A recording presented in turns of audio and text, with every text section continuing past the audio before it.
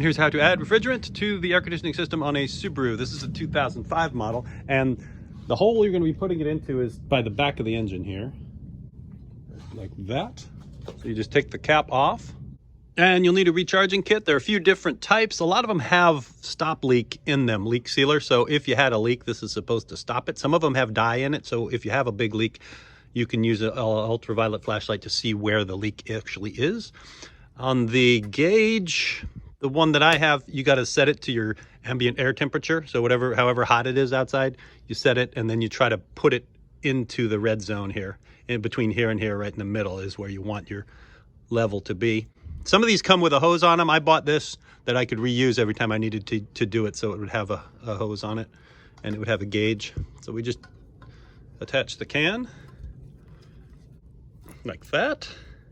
And then they want you to shake it up, and then while you're pumping, shut up, bird. Well, you shake it up, and then while you're pumping, you want to turn it 90 degrees up, 90 degrees up, 90 degrees up, and just do 15-second increments, and then take a break while you're pumping up the system until you get it up into the proper zone here to that arrow. So inside the car, you turn it on, and then you turn the air conditioning on to maximum. And then the hose pressure fits on like that, and it'll give you a reading even without pulling the trigger. So you can see I have no pressure in my system. So now we make sure this thing's been shaken up. And then with it shaken up, we're gonna do 10 to 15 second bursts. So here we go, 10, 9, 8, 7, 6, 5, 4, 3, 2, 1. And then release the trigger to check the pressure.